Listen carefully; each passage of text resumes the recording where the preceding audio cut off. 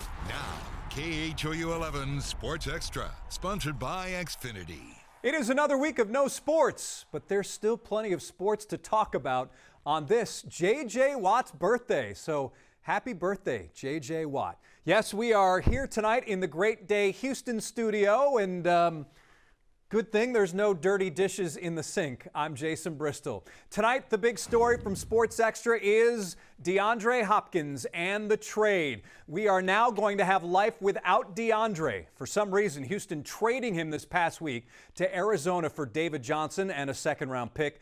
I've yet to meet a person who understands this deal, and that includes comedian Chinadu, who later in the show is calling Bill O'Brien.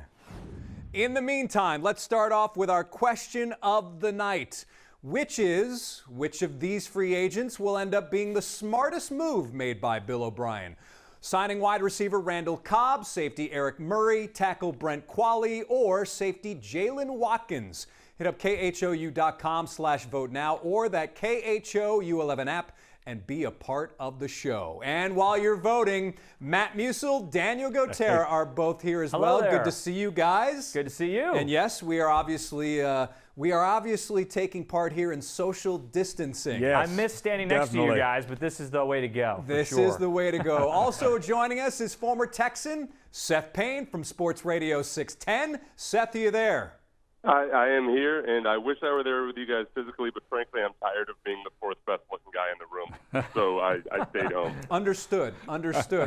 Seth, you were a mess this week after the Hopkins trade. So where's your mental state at this point?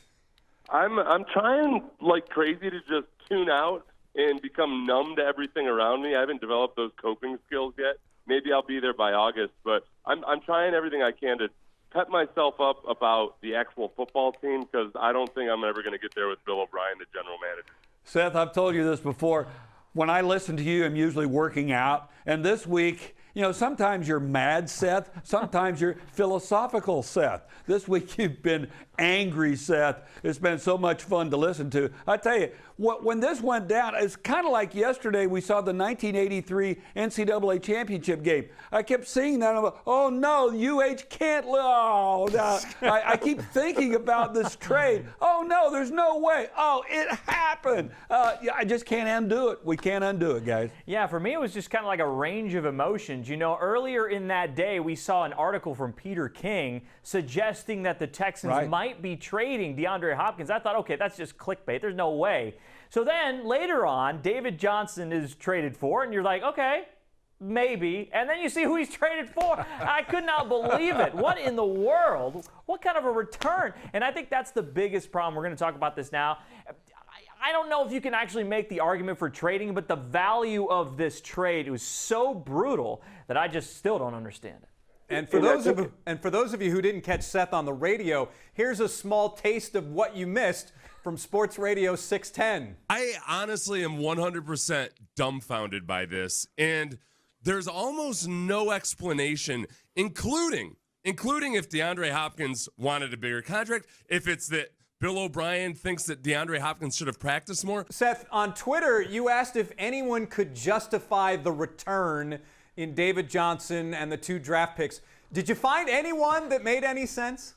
No, and the closest anybody came was in explaining why Bill O'Brien might want to trade DeAndre Hopkins, whatever their interpersonal issues were between them. That does nothing to address what Daniel was talking about, which was the return, and especially when Stephon Diggs, who is not as good a receiver as DeAndre Hopkins, gets traded for 4 draft picks just later that day, and Odell Beckham Jr. obviously got a first-rounder and a haul. Nothing about it made sense, especially when you consider the fact that it happened in March. Bill O'Brien has interpersonal issues with DeAndre Hopkins. Welcome to the club, DeAndre. There are a whole lot of people that have interpersonal issues with Bill O'Brien, but this is where a general manager would tell a head coach, hey, Bill, he's got 3 years left on his contract. If he wants more money, figure it out. Maybe we'll try to find a better trade. You guys got to work with each other. And it's a personality problem. If that's the case, everyone is not Andre Johnson. Everyone is not J.J. Watt. We all know this. Bill knows this.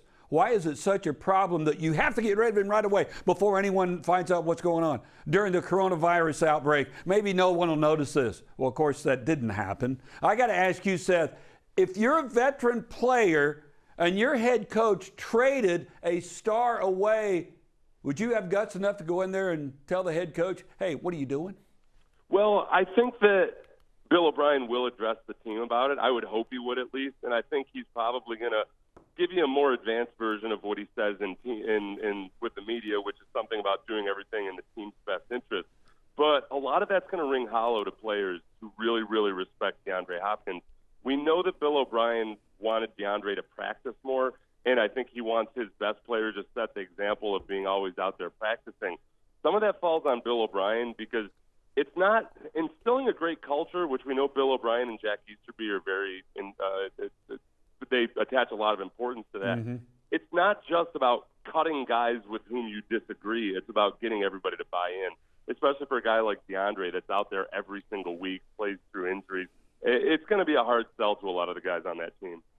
No, and Seth, for me, I've never been one to criticize the ownership. I know sometimes Bob McNair in the past got a lot of heat for some things that happened before, and I know there's an organizational structure in place, and I know that you don't want to undermine the people that you've put in place to run your operation. That goes for any business, but I gotta feel that, especially with a trade involving one of your marquee players, maybe Cal McNair has to step in and say something. I mean, how did you see that when it came down, when you actually kind of thought about, well, what does the owner think about this move that could actually affect the bottom line here? Well, and it's funny. I went back through and I looked over some of the notes that I keep throughout the season, and I can remember sitting down and writing this in my notepad right after the Laramie Tunsil trade and before I came on with you guys on SportsExtra. What I was worried about with Bill O'Brien was that he was too hot-tempered and he lacked the judgment and discretion to be a general manager. He's plenty intelligent enough,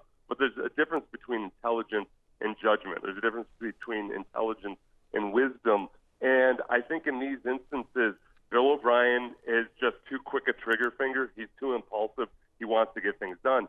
Yes, I think Cal McNair, at the very least, if he didn't recognize that when he hired Bill O'Brien to be the general manager or allowed him to retain that role, he needs to be the overseer when Bill O'Brien's impulsiveness gets the best of him. Because you're right, the value in this trade doesn't make any sense at all. As a lot of people noted, Madden, the video game wouldn't allow it. It doesn't make any sense at all. Well, I can't believe somebody would be labeled impulsive who tells off fans before halftime. That just doesn't seem to jive with me, Seth.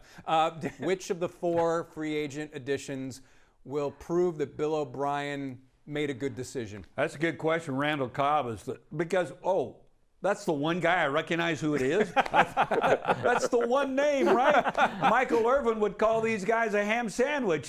Throw in David Johnson. I think Randall Cobb, hopefully he'll come through and have a good season. I think for me, I remember that line from the movie Major League when they were handing out the spring training list and said, who are half? I never recognized half of these guys. Some of these guys are way past their prime.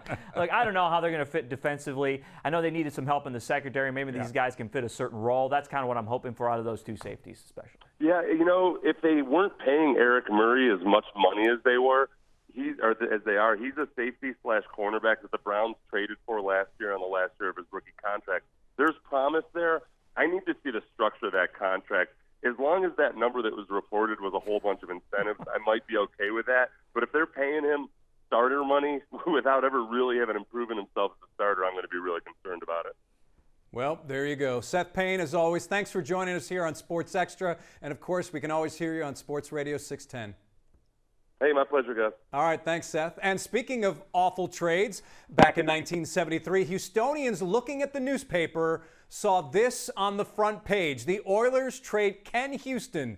Tonight, we have the man behind the byline for what he remembers about that trade. Plus, Ken Houston turned out okay, as we all know. And when the Hall called, Matt Musil was there hours later in our vintage video from 1986.